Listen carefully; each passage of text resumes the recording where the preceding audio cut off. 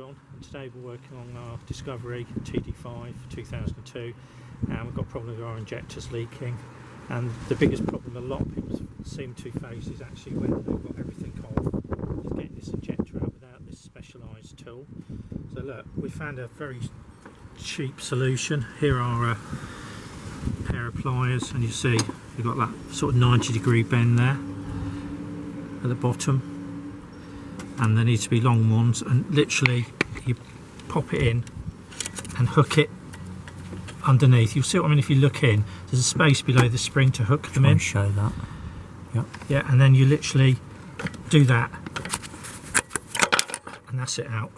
So that's the injector. And we've done that now with 3 injectors, no problem at all. So let's just have a look at that tool again. Right angled pliers, I think they're called. And I think they're about 10 pounds.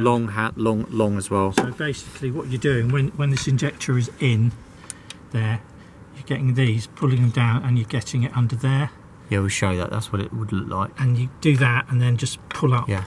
Yeah. Normally you'd have a special slide hammer kit for it, but we don't have that. I think this is really effective. It works well, yeah. Yeah, and we've tried quite a few things. People suggested plumber's wrench and all that sort of nonsense. It doesn't really work. Yeah, we'll show you what we tried. Where is it? We've tried.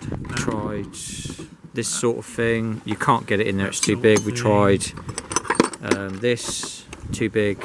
Pry bars, all sorts of stuff just to get them out. Just take it from me, just get yourself a pair of these off Amazon. We'll put a link into it for you for about £10 and it'll solve your problem. Thanks for watching.